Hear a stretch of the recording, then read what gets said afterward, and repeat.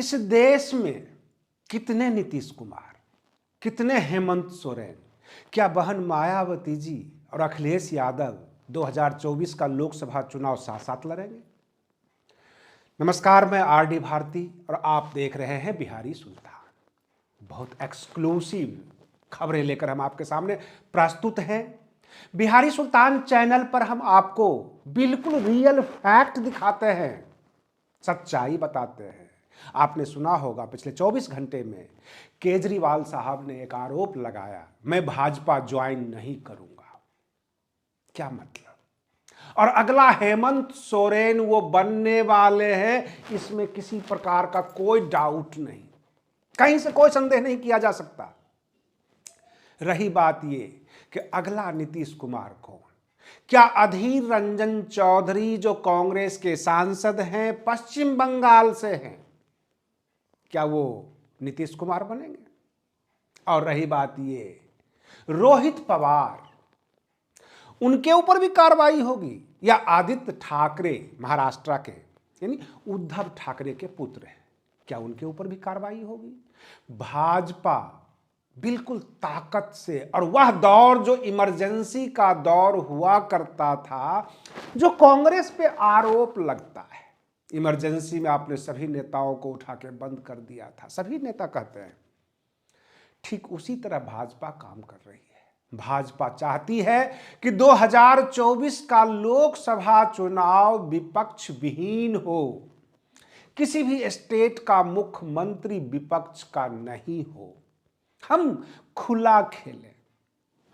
खबरें तो यह भी आ रही है कि हाथी 2 कदम आगे बढ़ती है तो ईडी भी 2 कदम आगे बढ़ जाती है। कहने का तात्पर्य, बहन मायावती जी उत्तर प्रदेश में और अखिलेश यादव जी समाजवादी पार्टी उत्तर प्रदेश में 2 कदम आगे बढ़ाते हैं कि समझौता हो, आपस में गठबंधन करके चुनाव लड़ें, और रातों रात ईडी एक्टिव हो जाती है। अब हम यह नहीं कह सकते वो ईडी बहन मायावती जी के लिए एक्टिव हो जाती है या अखिलेश यादव जी के लिए, लेकिन एक बात कह सकते हैं जो सूत्रों के हवाले से खबर है, राम गोपाल यादव यह गठबंधन नहीं होने देंगे। राम गोपाल यादव रिश्ते में अखिलेश यादव के चाचा लगते हैं, राज्यसभा सांसद हैं, समाजवादी पार्टी के बड़े नेता हैं, और हमारे देश के गृह मंत्री अमित शाह से उनकी ज्यादा गलती की है।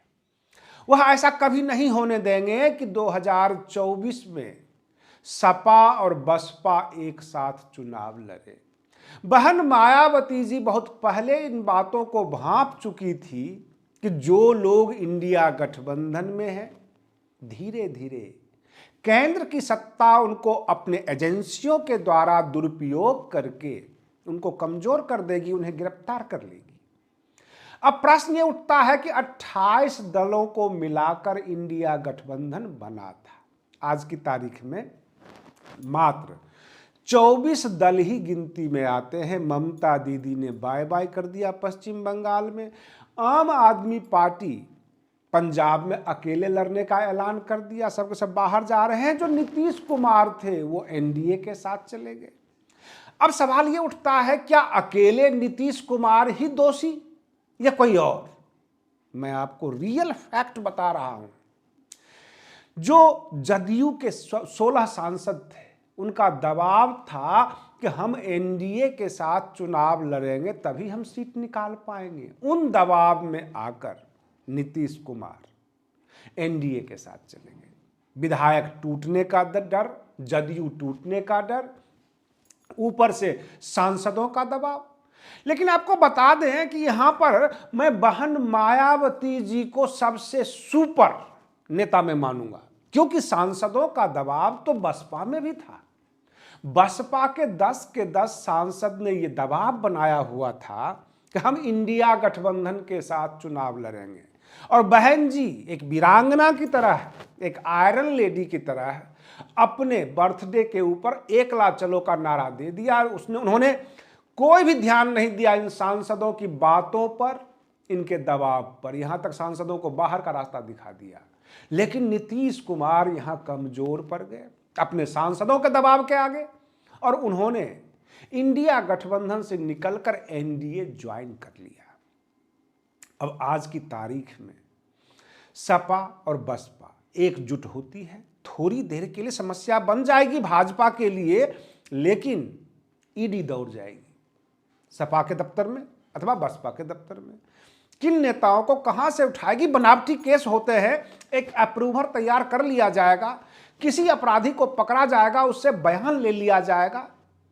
और रही बात ये, हेमंत सोरेन SC ST साथे ट्राइबल है, आदिवासी नेता है, जब उनको उठाया जा सकता है तो कल्पना कीजिए बहन मायावती जी को ईडी घेरने में कितनी देर लगाएगी।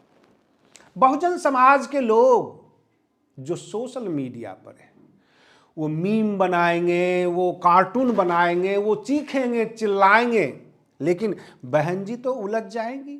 इन तमाम बातों को सोचते हुए अपना जो कैडर वोट है, अपनी पार्टी को लेकर बहन जी दुरुस्त हैं, चल रही हैं।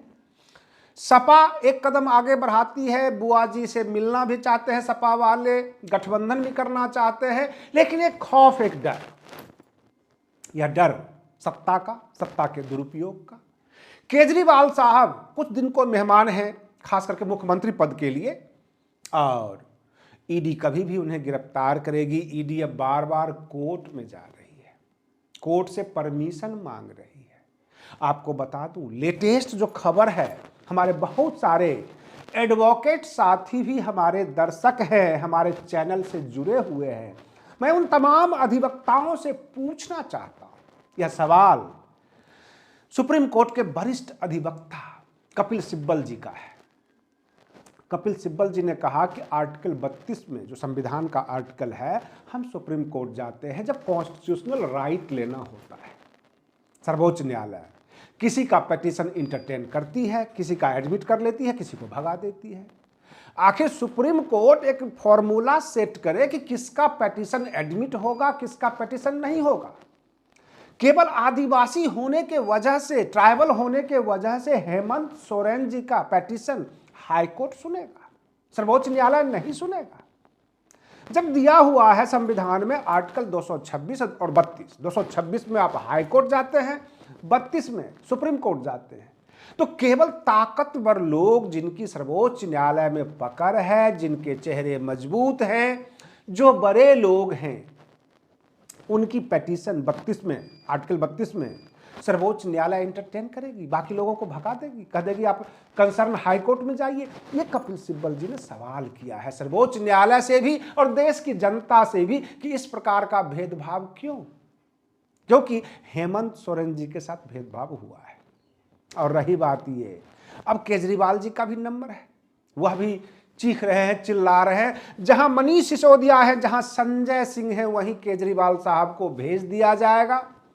अन्यथा जो केजरीवाल साहब ने कहा है कि हमें भाजपा वाले कहते हैं भाजपा ज्वाइन करो, तो कहने का मतलब यह 2024 का सत्ता जो है, भाजपा यह चाहती है कि बाय हुक और बाय क्रुक हमें चाहिए, केंद्र की सत्ता चाहिए, चाहे इसमें किसी को भी जेल भेजना पड़े।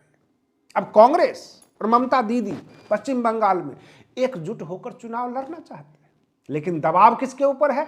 अधीर रंजन चौधरी जो सांसद है कांग्रेस से, पश्चिम बंगाल से आते हैं, वो 4 गाली जो है टीएमसी को दे देते हैं, 4 बातें सुना देते हैं, और ममता दीदी बिगड़ जाती हैं। इधर सपा वाले चाहते हैं कि बसपा वाले से हम जुड़ जाएं, एक साथ होकर चुनाव लड़ें, राम गोपाल यादव बीच में भांजी मार देते हैं। इधर आरजेडी और जदयू इकट्ठी थी, इंडिया गठबंधन मजबूत था, तो नीतीश कुमार को बीच से खींच लिया गया। उद्धव ठाकरे कितना उछलेंगे, उनका पुत्र है आदित्य ठाकरे, उनको घेर लिया जाएगा। शरद पवार बड़े नेता हैं, अब उनके ही पार्टी के, उनके ही जो है आने वाले नेता रोहित पवार, उन्हीं को उठा लिया जाएगा। और जब अजीत पवार जो उनका भतीजा था, उनको भाजपा ने मिला लिया, तब ये क्या बिगाड़ लिए थे। कहने का तात्पर्य है कि जिसके पास पैसा है, पावर है, ताकत है, वो सब कुछ आपके ऊपर लागू कर देगा और आप कुछ नहीं करेंगे। ये वर्तमान की जो सत्ता है, ये तानाशाहों की सत्ता है, बिल्कुल लोकतंत्र तब में मजाक बनकर रह गया है।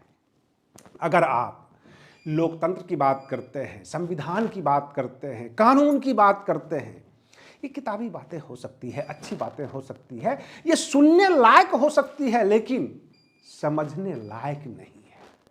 वर्तमान में तो बस एक ही बात समझ में आती है कि कानून एक इच्छा है जो सर्वशक्तिशाली वर्ग कमजोर वर्गों पर लागू करती है। यही जो है बड़े बड़े विद्वानों का सिद्धांत भी रहा है। आप कोर्ट में जाइए, हर जगह लिखा होता है इंटरेस्ट ऑफ जस्टिस, यानी मतलब कानून की इच्छा के ऊपर निर्भर करता है। ले देकर हम आपको बता रहे हैं कि तैयारियां बड़ी है, जनता बागी हुई पड़ी है। जनता केंद्र की सत्ता को पसंद नहीं करती है, मोदी सत्ता को आम जनता पसंद नहीं करती है, लेकिन क्यों नहीं साम दाम दंड भेद करके जनता को ही बिखेर दिया जाए, कई भागों में बांट दिया जाए। पहले हम धार्मिक ध्रुवीकरण करेंगे, उसके बाद जातियों में बांट देंगे, उसके बाद क्षेत्रवाद का नारा दे देंगे, कुल मिलाकर आप लोगों को एक नहीं होने देंगे। आज के लिए बस इतना ही। आप बने रहिए बिहारी सुल्तान चैनल पर। हम फिर मिलते हैं अगले वीडियो में, तब तक के लिए धन्यवाद।